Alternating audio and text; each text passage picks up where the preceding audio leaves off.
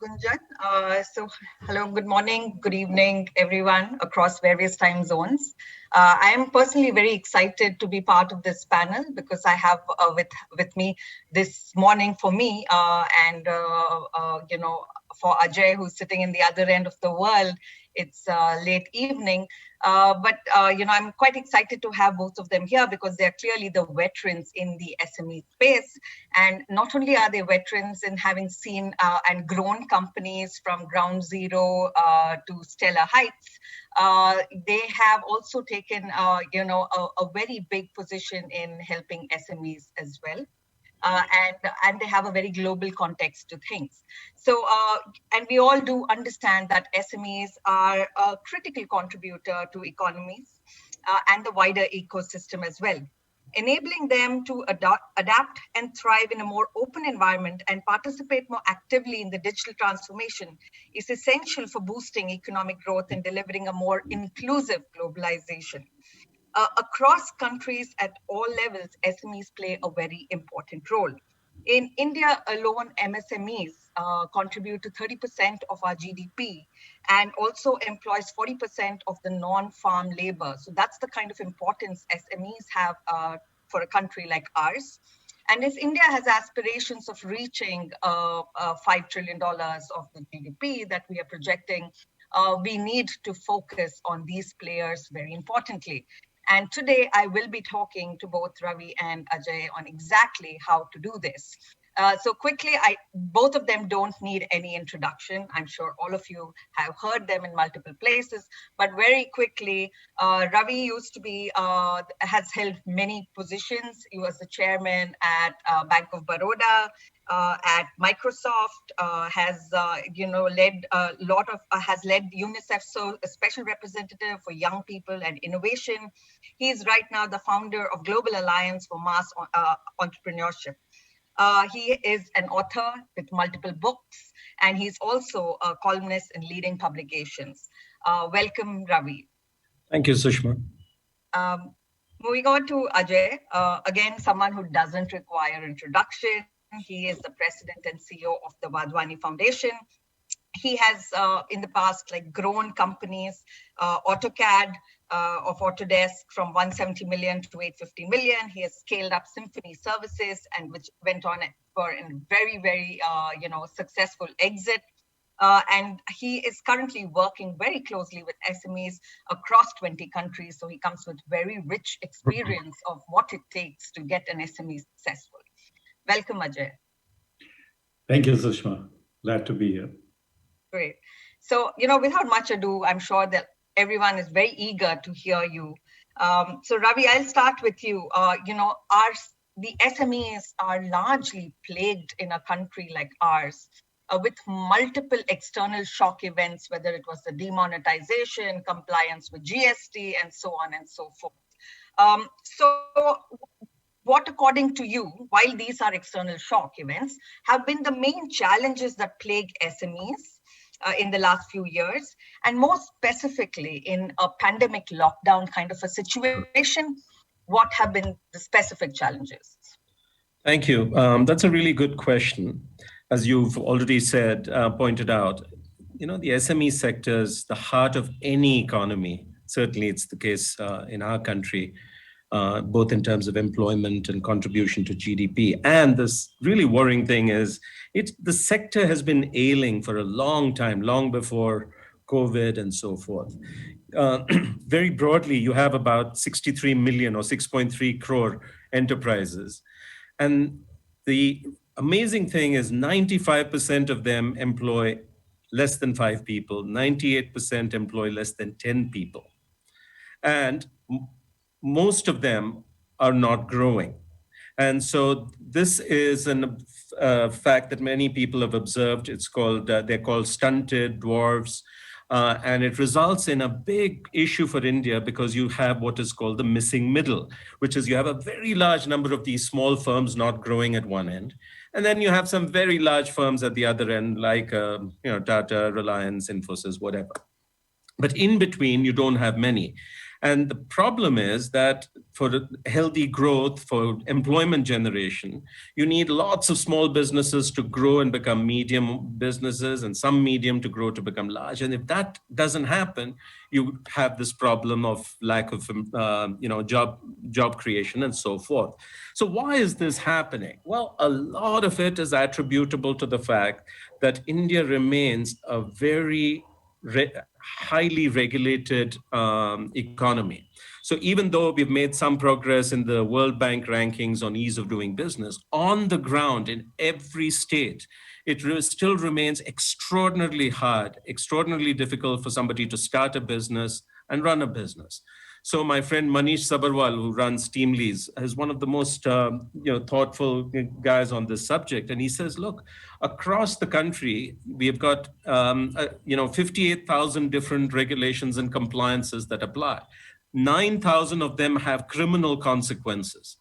Okay, so if you're just a small business trying to make some product, it requires 23 plus registrations, 750 compliances, and so on.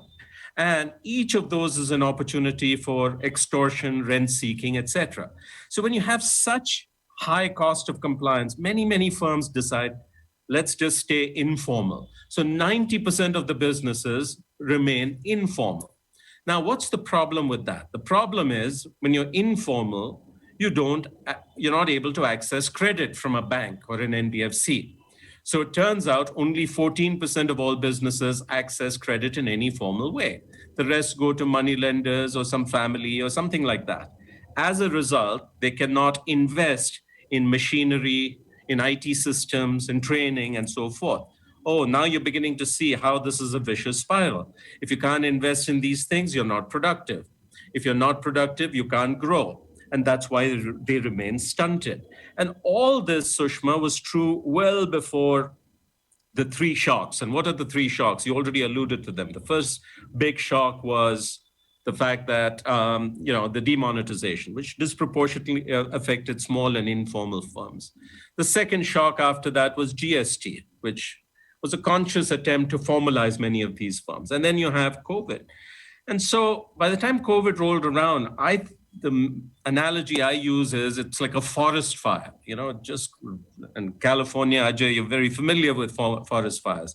They just tear through, leaving very little in their wake. And so one of the things we've been looking at every 2 months or so is a survey of how firms are doing. And they've been enormously challenged. By end of June, 75% of firms had run out of cash and were already dipping into their savings and so forth. That's end of June. The government came out with multiple schemes for, alleviating working capital stress. The problem is they go through banks. So if you're not already a borrower in good stead with a bank, you can't avail of it. So less than 7% or 8% of all firms actually benefited from these schemes. Then you have the added problem that most large companies and government don't pay these smaller firms on time. When they are cash stressed, one of the first things they do is stop payments. So you have 5 lakh crores held up in the form of receivables by these firms. Then, many companies larger companies were able to pivot online. Well, 90% of these firms are not online. Okay, so they were not able to access new customers for the most part. So overall, I think this has been just the most devastating time. Our own estimates say that well over a third of them will, shut shop permanently as a result of COVID. And that's obviously pretty tragic. The only good news, Sushma, is that after every fire, there's also new growth, and there's hope that we are able to help create, support a whole new generation of firms that start out formal. This is really important because all the research we've seen indicates that firms that start out formal and are able to access credit, they're 2 to 3 times as productive as informal firms, and they're able to grow. So if we're able to create healthier firms and we're able to create an easier regulatory environment, we're able to make access to finance more easy and so forth, the chances are we may end up with a more competitive and vibrant SME sector. I hope that answered the question. No, Fantastic. Thanks so much, Ravi. I think you hit the nail on the head in talking of the kind of liquidity concerns that SMEs are facing, and and also the fact that many of these MSMEs are running out of cash or have already run out of cash. And I also like the way you ended it in throwing some hope into the whole thing of this probably being the need to move to formalization, right? So that kind of dovetails me into the next question to Ajay. So clearly there is a very high mortality rate with or without the kind of external stress that companies are seeing. These MSMEs tend to have like a 30-40% mortality rate, which is high. And we now know the reasons for these. But how can we spawn 1 million wealth creating SMEs for the future?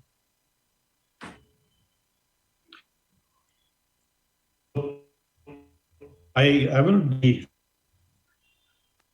into it. There are those that are startups, and of course the mortality rate is very high. In India, the startup mortality rate is close to 90%. And that's the nature of startup. Even with a very mature startup ecosystem like Silicon Valley, funded startups, the mortality rate is close to 70%. So, and for India, in the startup segment, the ecosystem is still fairly young. The incubators, accelerators that exist today are primarily, real estate shops, can't really provide the services that are required to help the startup. But you can see and Bombay in terms of supporting startups. But what India needs is, hundreds of startups in second tier and third tier cities, not all of them targeting to be unicorns. You need folks that are, creating 10 jobs, 100 jobs, 1,000 jobs, and sure, you need some of them that will target to get to billion-dollar organizations. So that's one bucket. The other bucket are those that have already a proven business model. So Ravi talked about, there are 63 million SMEs, 95% of them are less than 5, but there are others. So for instance, in India, there are about 1.2 million SMEs that employ anywhere between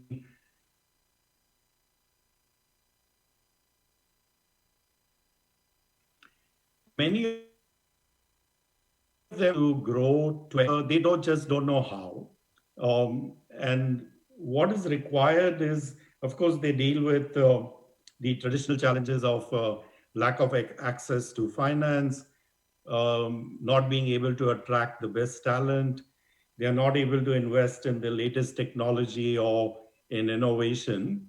But those problems are known, and a lot of the government organizations, as well as the new age startups, are addressing those. One thing that is missing is most of these guys also need to upskill and upgrade, and they need personalized intervention to realize their potential. So if you're already employing 100 to 1,000 people, you're already, generating to be 250. There is an established business model, there is an established business that is working. How do you scale? And this is where, if we can provide, so if you look at large companies, when they hit a ceiling, they access McKinsey and KPMG and Accentures of the world to provide them some assistance and help. And what's required for these small businesses to flourish is to be able to democratize consulting services for them. And the good news is most of these guys, their problems are fairly simple. Larger guys have more complex problems. If you look at smaller guys, if you work with 10, 20 of them, you very quickly begin to see that the problems that are emerging are very similar. So it's easy to digitize for them digital solutions so that they can serve it on their own. There's a lot of effort around one-to-many interventions, which are more generic. So these are like webinars you're running, or there are a variety of government programs on providing knowledge access. But most of the times, what they need is personalized access. And with technology and with digital, with creating networks, we should be able to provide them these personalized access, which will help them scale and which will help them grow. Got it. Thanks, Ajay. So I have a very specific question. You did speak about, providing some kind of technical assistance to these SMEs, and you find that 80% of the time the problems SMEs face are pretty homogeneous. But in today's context, where a country like ours have doled out a lot of benefits, so to say. Do you see that being used by these MSMEs, being beneficial for these MSMEs? From what I hear on ground, people don't even know how to approach this, right? MSMEs don't know how to connect to governments. Governments don't know how. They believe they have done their deed by making all these big bang announcements. Where is the problem? How does one fix this? This broken, the chain. Correct. Yeah, I think certainly from a COVID perspective, they've been hit from all angles, whether it's on the supply side, in their supply chains, their own operation, the employee morale, and uncertainty around the customer and customer base. And something like this they have never encountered. And they have monetization we are talking about.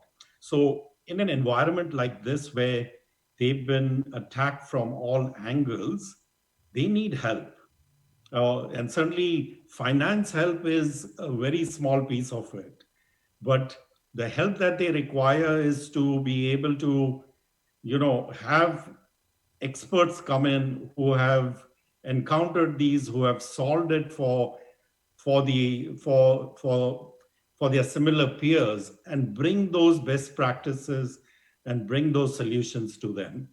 So part of the finance or investments that the government is contributing towards, I think besides money for credit, they should be contributing money for upskilling and knowledge and interventions that can come from external experts. They should be contributing to building learn from each network, and how do you let them connect with each other. And in this day and age, and especially with COVID, almost everybody has embraced video conferencing, and this is an example of what we are doing here. So leverage this technology for SMEs to connect with each other, or SMEs to connect with experts, so that they can on demand have access to personalized interventions that they need. Great. So, you did touch upon digital transformation, and I will come to that, with a few more questions. But Ravi, to you, when we are talking SMEs, we cannot ignore our neighboring country, China, right? And if you draw parallels to China's growth and India growth, where India is today in terms of our GDP per capita, we're very similar to what China was back in the day. And after that, we saw a significant uptick, and they have taken off in a big way. So, what have been the key ingredients that got Chinese SMEs to become so successful and create a bulging middle class, which then drove consumption and then drove the economy. And, then it became a very virtuous cycle from there. What does it take? What is it that they did right that we could probably use here? Well, that's an enormously complex question. It's also a delicate question because these days, most of us look at China with, some good degree of animosity, and correctly so. But that said, there is an enormous amount that can and must be learned by looking at China's development. Now, it turns out that the organization, or the thing that I started called GAME, actually was inspired by a conversation with a Nobel Prize winning economist, Ned Phelps, who wrote a book called Mass Flourishing and got the Nobel in 2006. And the reason why it's important is he steered me towards what China has done. And in particular, he asked me to, suggested we try and understand what could be copied. It turns out that Li Keqiang, who's their premier, was so influenced by Ned Phelps that he started a whole department for this kind of flourishing. And they have a website, and China's been creating 16,000 to 18,000 new enterprises per day for the last 5 years. So, and when you compare that with India, we're at about 1,000, 1,100 a day. So there's clearly something very interesting going on. And there are two other sort of sources that I will mention in case people are more interested in this. One is by Yasheng Wang of MIT, who wrote this book called How Did China Take Off? And then Victor Ni, Capitalism from Below. 3 or 4 quick points. First of all, when we think China and China's development, there's this assumption that it is top-down driven, state capitalism. And in China, things happen because of government. In India, things happen in spite of government. That turns out to be not quite correct. So in fact, China began its first small steps in about 1978-80, when Deng Xiaoping became the premier after the Cultural Revolution. And the early conditions for entrepreneurship, or SMEs, were every bit as hostile as we see out here. But what happened is some of these entrepreneurs, China has had a longer history of entrepreneurship and small businesses than India. So I think they have something culturally quite strong. And now, during the Cultural Revolution, most of them were put in jail, so that got decimated. But very quickly, some of these people began to restart their enterprises, but it was horrifically difficult. But they persisted. And as they became successful, they were able to successfully lobby the government to make changes in the formal system. And then their success inspired others to follow suit. And so you got many, many, many more people trying their hand at entrepreneurship. And by the way, this exactly replicates the success of India in IT services. If you think about the 90s all the way to the early 2000s, it's exactly the same way. You have a few entrepreneurs get in there. Some of them become spectacularly successful, like Wipro, Infosys, or Satyam. And then that inspires more people to follow. Then you organize a NASSCOM. NASSCOM works with the government on the policy environment. And that's why it's capitalism from below, driven not by government interventions and policy, but led by entrepreneurs who are then able to organize and then work collaboratively with the government. That's kind of point number one. So I think we need to see, how to get many, many more entrepreneurs in India being successful that can then be aspirational for others. The second point is really important. From about 1980 till the time Xi Jinping becomes the boss in 2013, for 35 years, China had a single point of focus or priority, which was to become rich. During these 35 years, if you notice, they didn't put people in jail. They didn't, mass incarcerate Uyghurs. They didn't challenge their neighbors. They didn't rattle America. They just stayed focused on the economic agenda and on becoming rich. Now, if you contrast that with India over any period of time, we have so many objectives, that are conflicting. And somewhere the economic agenda is just one more strand out there. During this period also, you'll see enormous policy stability in China because they felt it was really important to earn the trust that they had lost, the trust of their own entrepreneurs, as well as of foreign investors and so forth. Whereas in India, our policy instability, etc., is just crazy. So this idea that, look, the most important thing is for us to become more prosperous. We need to have many more entrepreneurs. We need much more flourishing of SMEs. This somewhere has to become and stay the dominant priority for a long time. I'd say there's a third thing at the interest of sort of not taking too much time, which is cultural factors. If you take a city like Bangalore, where I live, and talk to young people, what is your ambition? Well, the number one ambition is to start a business. You go to most of the rest of India, the aspiration actually is to get a government job. So culture makes a difference. You have role models. You've got any number of successful role models here of people who've started businesses, done really well, they're mentors, etc. You have networks, or networks of VCs, angels, you have talent, etc. In other words, you have an ecosystem, right? So, and the most important thing in a place like Bangalore or Gurgaon or wherever there is entrepreneurship is people don't care what you are. You can be a man or a woman, you can be upper caste, lower caste, Hindu, not Hindu, it doesn't matter. But you're encouraged to invent, tinker, innovate.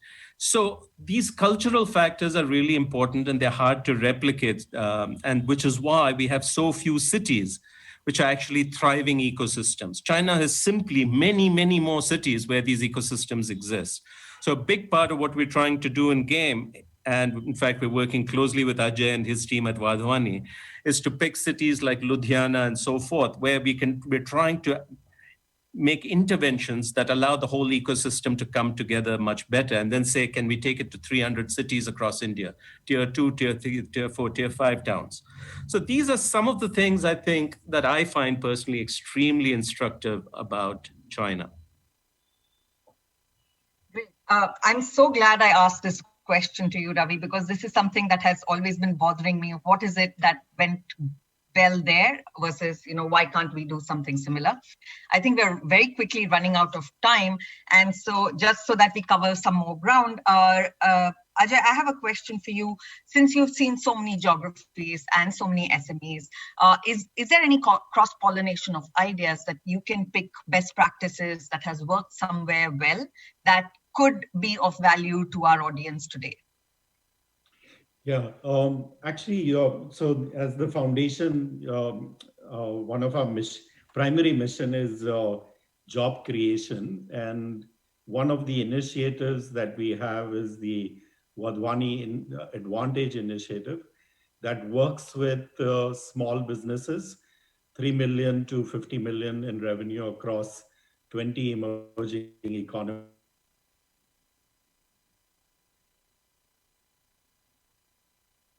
And their potential to grow 2x, 10x, and job creation happens with them because 70% of all new jobs that are created globally are created by these startups and small businesses. In the most of the places we work are emerging economies like India, Mexico, Brazil, a lot of Nigeria, Egypt, in North Africa, and so on, and in Indonesia and Malaysia. What we find is the SMEs challenges and SME needs are almost very similar, and that's why we are able to sort of digitize solutions, and you all basically need no more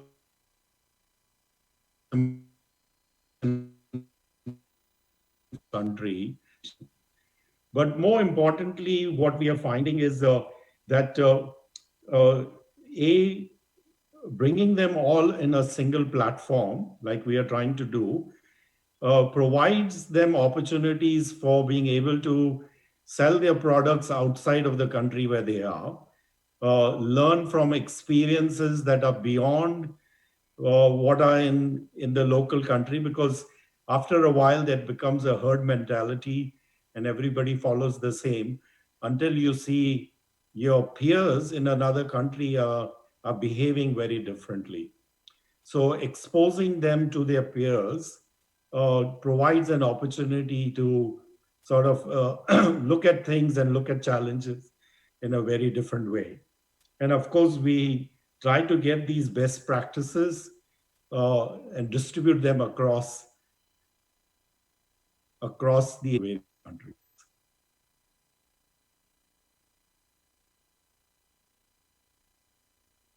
Okay. Back to you, Sushma.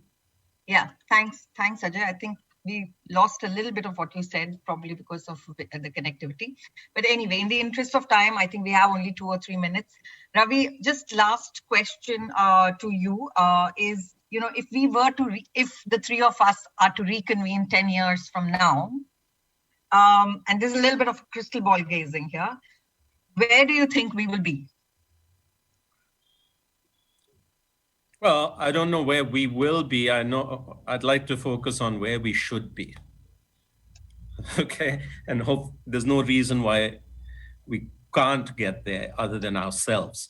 But clearly, what you want to see is a healthy economic pyramid, okay, which is you've got lots of new business formation, lots of startups. When we say startups, I want to clarify, we're not just talking about tech startups in urban cities, venture funded, want to be unicorns. We're talking about every kind of mundane business, from a motorcycle repair shop to a beauty salon and the food store, every kind of business all across the length and breadth of India, not just in large cities, but small towns. So there should be this mass flourishing and lots of enterprises being created, lots of young people saying, my first ambition is to have my own thing. And if I fail, then I'll go find a job somewhere. I hope we're able to do that. I hope we have, as I said, about 200 or 300 of our cities and towns where these ecosystems exist, where the networks and lots of people feeding off each other. I hope that many more small businesses are actually on a growth trajectory and are paying taxes. They're borrowing money from banks at attractive interest rates. They're able to be productive. They're able to export competitively, because too few of our firms are actually competitive, and that's one of the issues. And that many of them become medium sized and a few of them become large. So if we can get this whole dynamic going, which, to your earlier question, China has managed, get this flywheel happening, I think it'll be fantastic. And the 5 trillion that the Prime Minister talks about will happen. And you will see a much greater degree of employment generation and so forth. So that's what needs to happen. I think we know the contours of what needs to be done. But I think the whole challenge is, how do we bring everybody together? How do you bring these businesses and entrepreneurs? How do you bring the industry associations? How do you bring government, local government, state government, central government, banks, etc., working collaboratively to make this happen? And the challenge here is that this is very multi-local. Okay, it can happen in Silicon Valley, but you move slightly away, it doesn't happen. It's not easy to copy paste Bangalore, Silicon Valley, Shanghai, or any of these things. So the challenge here is you have to create these kinds of organic ecosystems in many more places. But I think we're beginning to understand what it takes, and the whole idea is to work collaboratively. That's what I hope. Yeah. Great. Ajay, Just to parting. add, Yes. just to add what Ravi was saying, I think just a very short comment here. The mission of the foundation is really to create 100 city-based, vibrant entrepreneurial ecosystems, 50 in India, 50 outside of India, where you have, and primarily in secondary and tertiary cities, because the bigger cities are already, whether it's in Mexico, Brazil, or India, they are on their way. What India needs, what Mexico needs, what Brazil needs is the people are flourishing can be given to them, and we can alleviate sort of poverty and create decent jobs in these secondary and tertiary cities. Great. Now, I think both of you have, highlighted important points. One is collaboration. One is creating multiple, entrepreneurial hubs, and it's very important for a country like India to spawn this kind of an ecosystem, because we also have the audacious goals of meeting the sustainable development goals of equitable society. And I guess it's only the MSMEs who can get us there. So fantastic. Thank you all so much. And I really thank Ty for giving us this opportunity to discuss such a relevant point at such an important stage of, of what we're going through. Thank you all. Thanks, Sushma. Bye, Ajay. Thank you so much. Sushma has already concluded the event for us. I can only thank Mr. Venkatesan, you, for your time, and Dr. Ajay Kela, who was very kind enough to be here, both of you. And thank you, Sushma, for doing a wonderful job being the moderator of this session. Thank you again. All right.